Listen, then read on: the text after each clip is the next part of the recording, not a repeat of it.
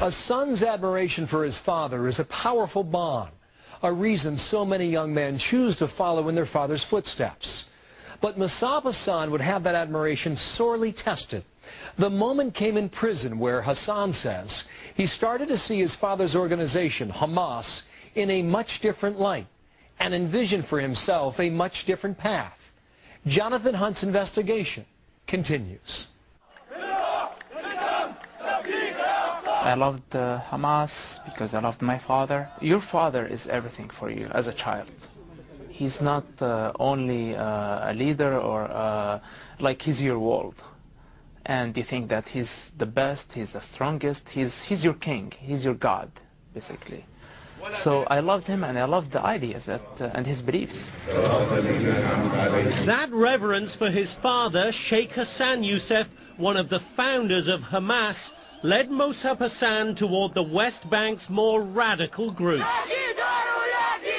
For my father's position, I became the president of the Islamic student movement. You weren't just anybody in the Islamic youth movement in the West Bank, you were yourself a leader of the Islamic youth movement. Yeah, of course, of course. And the heir apparent to your father. Yeah, we recruit many people, just talking to them about God. Then they are ready to be recruited for Hamas movement. Was the student Islamic movement in the West Bank a radical Islamic movement? It leads to Hamas. It's one of Hamas wings. So it is radical? It is, of course. It condones terror? They praise terrorists. When pressed in a later interview, Musab Hassan denied actually engaging in terrorist acts. You never had knowledge of any bombings being planned? Even though you were president of the Islamic youth movement and your father was a founder of Hamas? Yeah, this is not because I didn't want. This is not because I didn't want. The Hamas military wing, they didn't want me to get involved in this type of resistance because of security reasons. So you supported it? You supported suicide attacks? Definitely, definitely. I told you, I used to celebrate. When there is an attack in Israel, I used to celebrate. And in praising suicide bombers, as president of the Islamic youth movement, do you believe you inspired other young men to become suicide bombers? Maybe.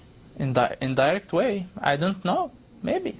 Do you believe that in any way at all you personally have blood on your hands? Indirect way, definitely not. But maybe like indirect ways, probably. On September 13, 1993, Yasser Arafat stood alongside Israeli Prime Minister Yitzhak Rabin and President Clinton to sign the Oslo Peace Accords.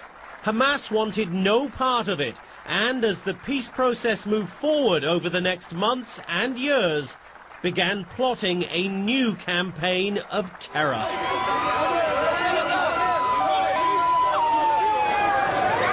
In early 1996, after 3 years of relative calm, Israel was rocked by a series of deadly suicide bombings.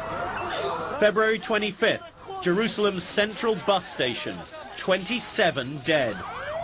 March 3rd, Jaffa Street, Jerusalem, another bus bomb, 18 dead.